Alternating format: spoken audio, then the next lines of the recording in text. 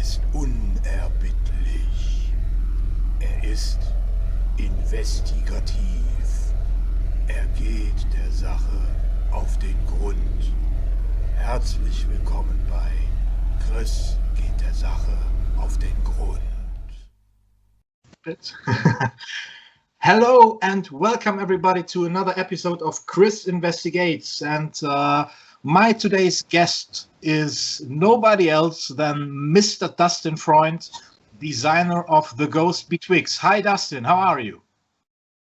I'm doing good, Chris. Thank you for pronouncing my last name right. It is German. It means friend, as all of your audience knows. And over here in America, maybe 1 out of every 20 people who say my name get it right. They usually say Freund or Freund. Only Germans know it's Freund. So yes, thank you for having me. I'm really happy to be talking to you. Thank you very much for being with us.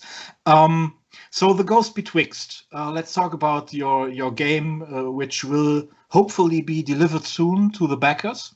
Yes. Can you tell us something? Is it on boats or where is it at the moment? Yeah. So I literally just posted a video a couple days ago, a Kickstarter announcement. I don't know if you saw it or not, but I announced that there was a printing error.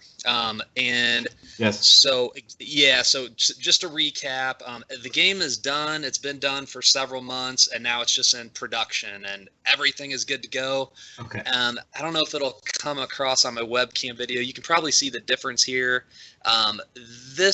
This map tile here is from my digital proof. This is the initial copy I got several months ago that we gave a thumbs up to, and then they printed everything, and then I got a production copy here. As you can see, it's just not as bright and colorful. So exactly where we're at is I told them it's just not going to work. We're going to have to reprint it again. So that's what they're doing right now.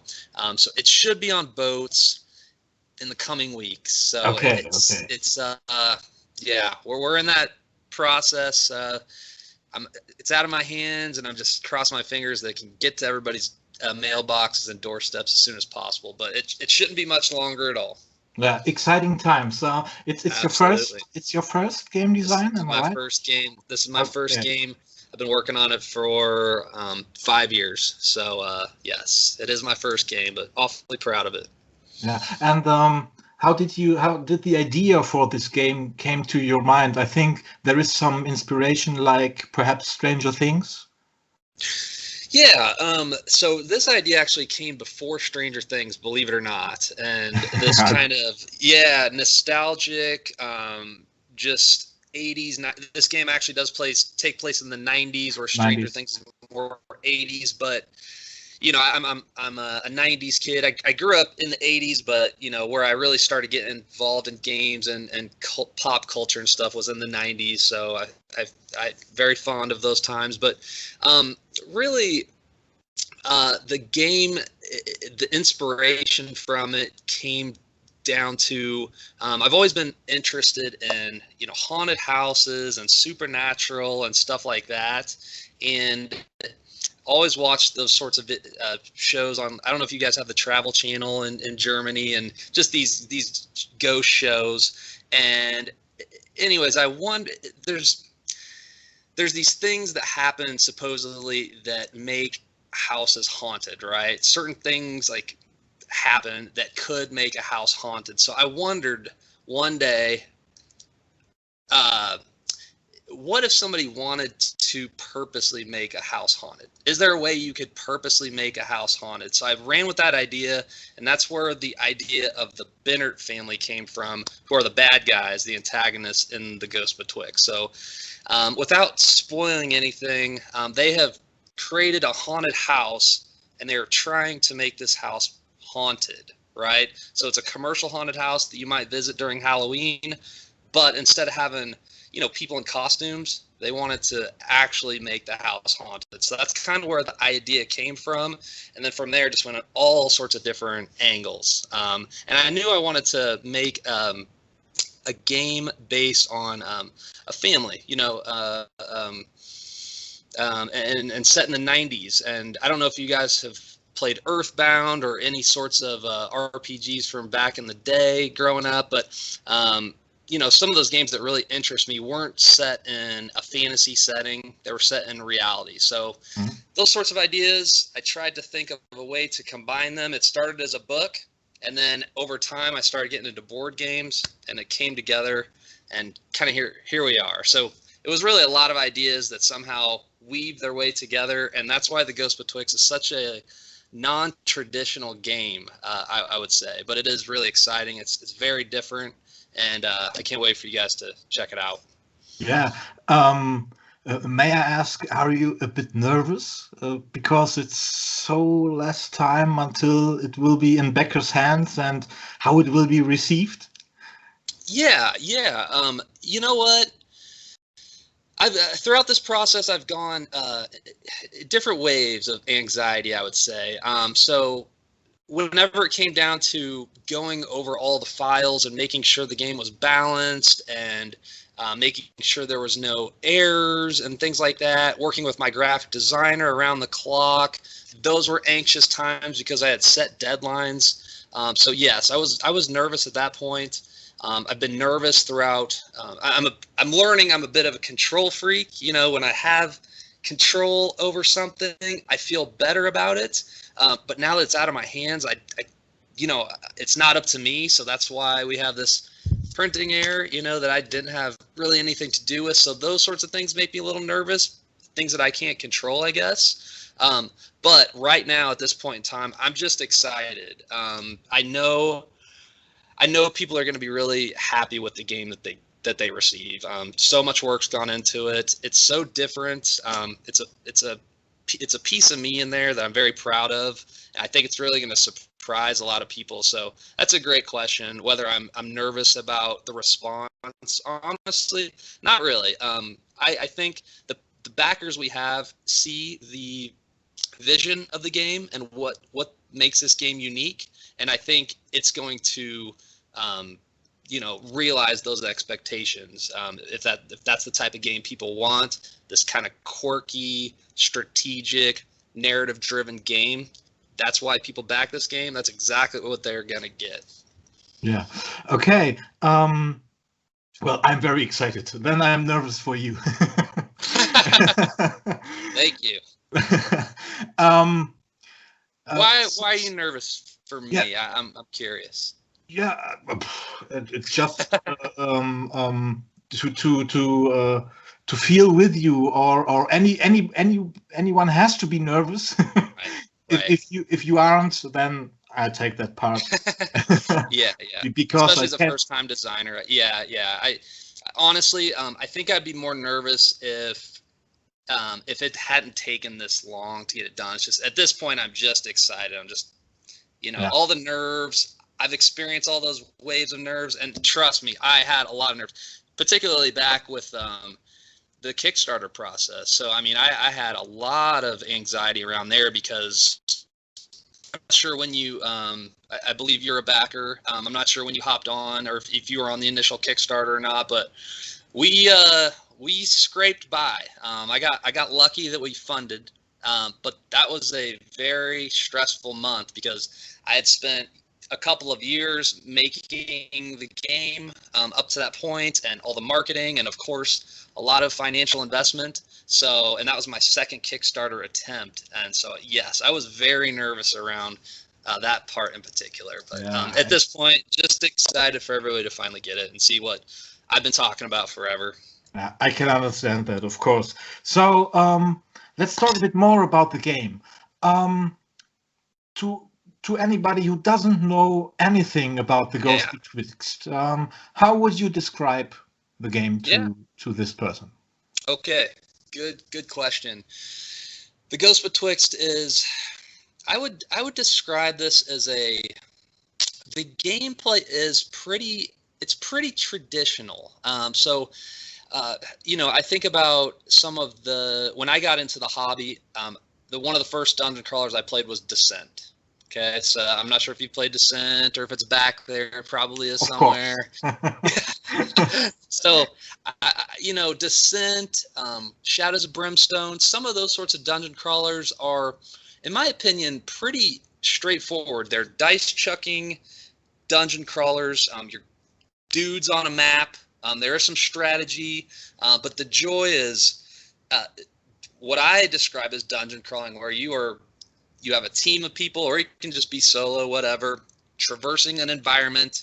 You're not sure what's around the next corner or behind the next door, what monster's next, what treasure you're going to find. There's all these little moments of excitement wrapped around rolling dice and fighting monsters. And, of course, there's some sort of narrative that packages all together. So, in my opinion, over the last several years, there's been a ton of dungeon crawlers, really, really good ones, but a lot of them have tried new things. A lot of the stuff behind you, sword and sorcery I see there, that takes it in a little bit of a different direction. Escape from Dulce, same. The Ghosts Betwixt, I would say it's similar to Descent, where it's dice rolling and there is strategy involved in the gameplay.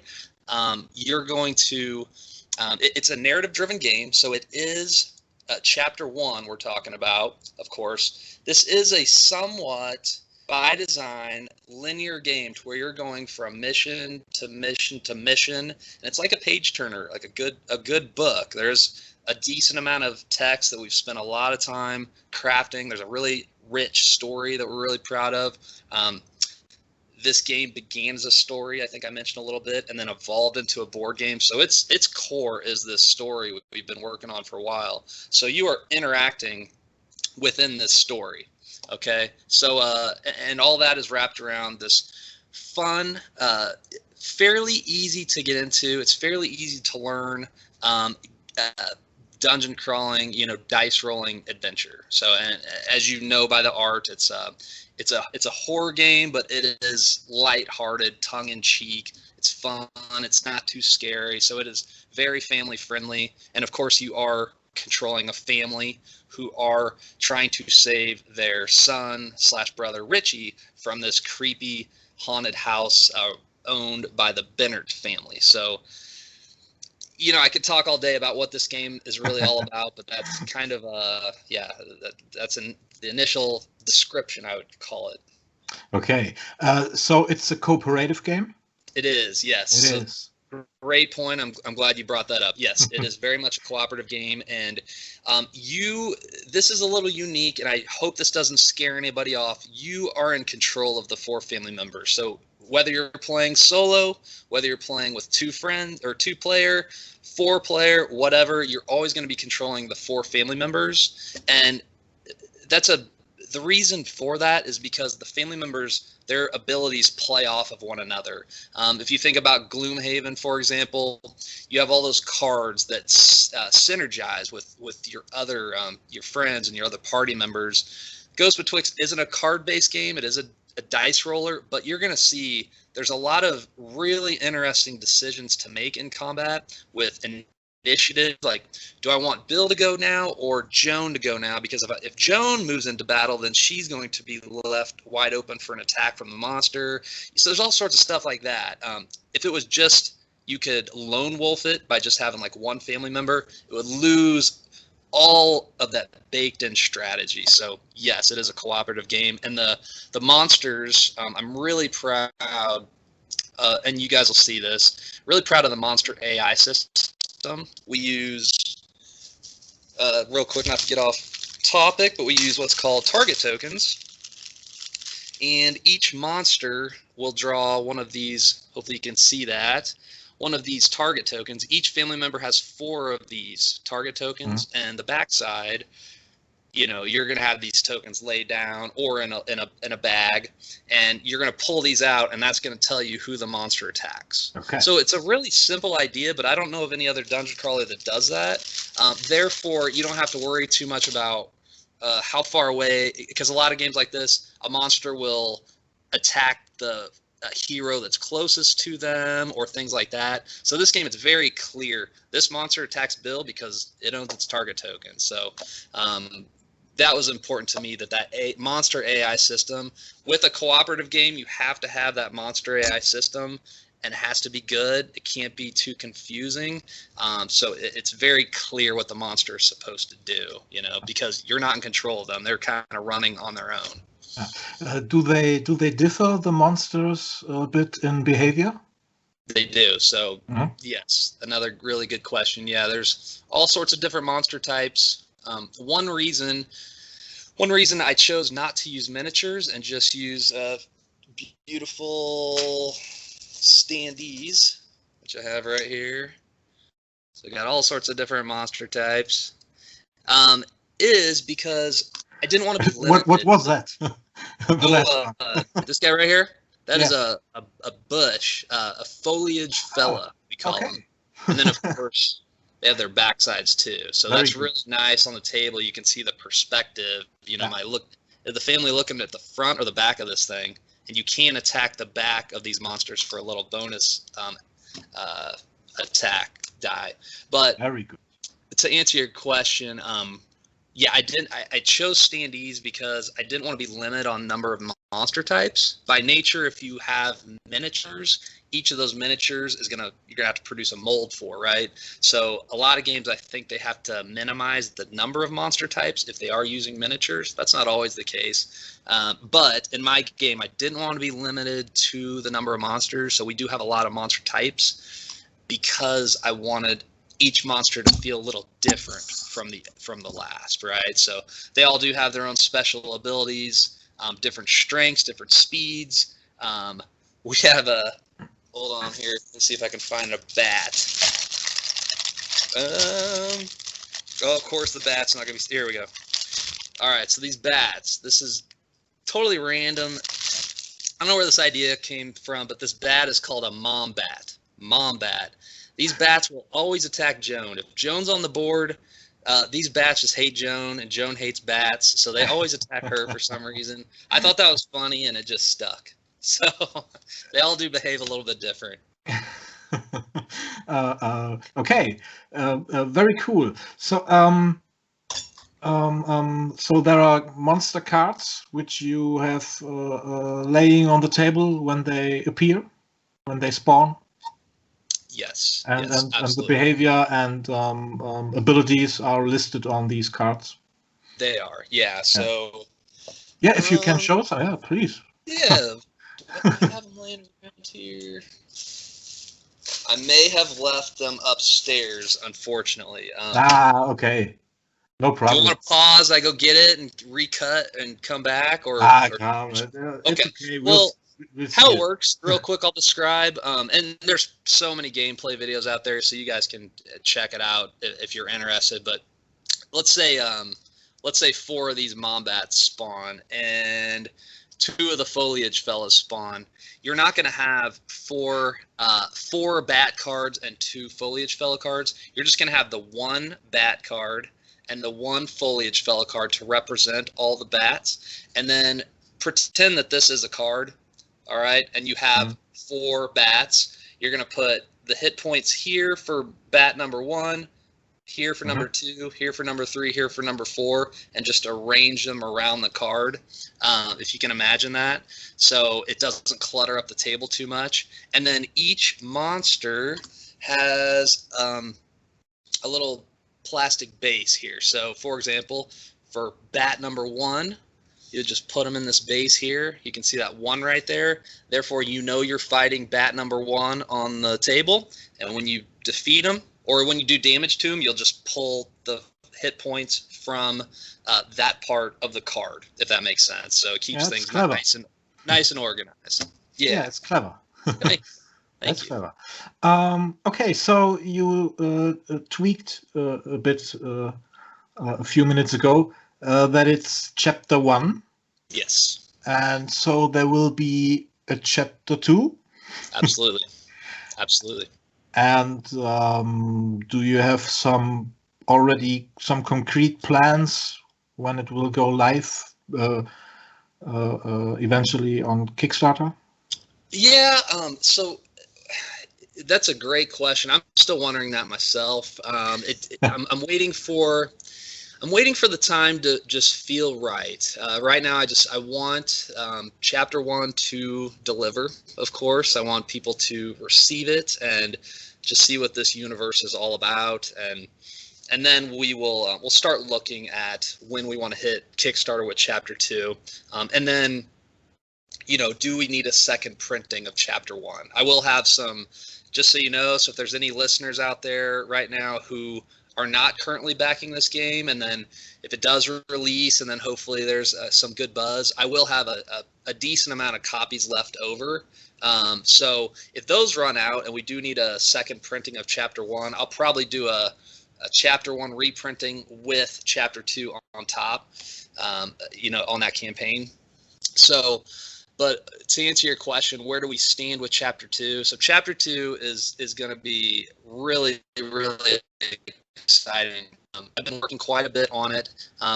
So to step back real quick, the first Kickstarter attempt or campaign that we did was for, it was just called the Ghosts Betwixt. Not Chapter 1, Chapter 2, it was just the Ghosts Betwixt. It was the entire story of this game.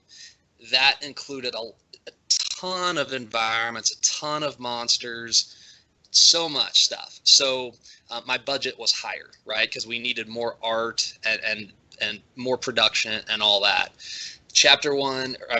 Kickstarter attempt number 1, it didn't ultimately fund. So we had the idea of let's split up the story in halves. That way I can just focus on Chapter 1, just have to produce the art for Chapter 1 of the story, just have to play test and finish Chapter 1, get it out, and then I can continue to work on Chapter 2.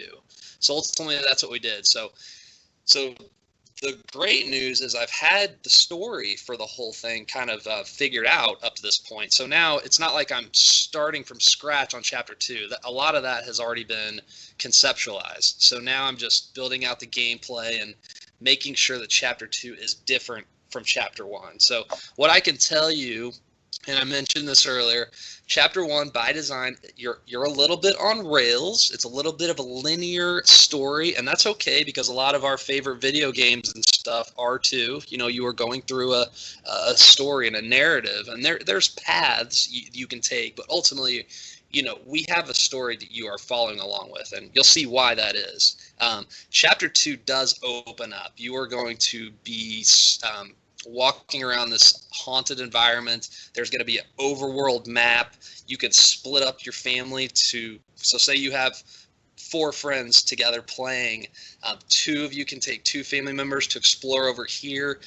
The other 2 can explore over here, and then maybe you go on your own separate adventure for 45 minutes. And you guys are still sitting there playing and having a good time together, but these 2 family members are, investigating a cave, and these 2 family members are investigating a small haunted house or something like that. And then, after that, then you can get back together and then go explore something together. So Chapter 2 is much more open-ended, and there's all sorts of, it's a little bit, I don't want to say it's like Gloomhaven, but it's a little bit like that, where you have an overworld map, you'll have travel events, and I don't know if you've played Sleeping Gods, but there's some influence from there, so it's pretty exciting. I didn't want Chapter 2 to just be a continuation of Chapter 1, so, and it's really cool how Chapter 2, it opens up for a reason, not just because, but you'll see at the end of Chapter 1 something occurs which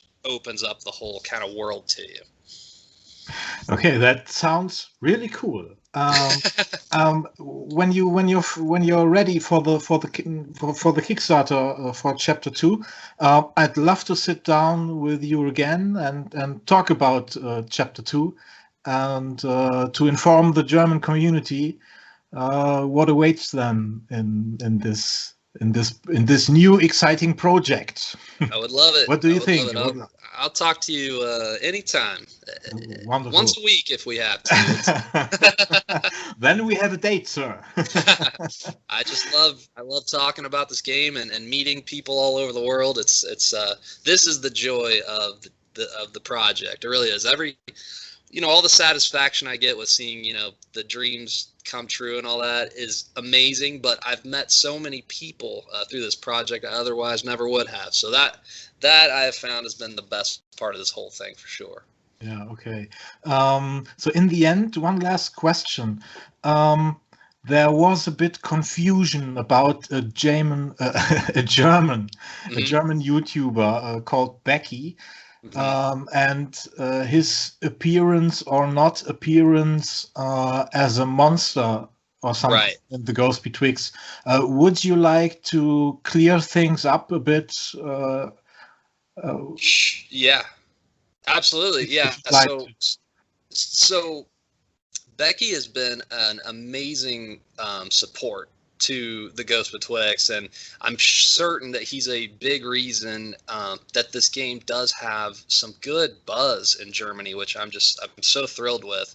So we've been in close contact for years now, over social media and YouTube and stuff like that. So, and let's see, a couple months ago, I think I did an unboxing, if I'm not mistaken, and Becky reached out to me and asked why wasn't my monster included in the game, and I was a little confused on what he was talking about, and then I did realize what had occurred. So here's exactly what happened, and it really was just a misunderstanding.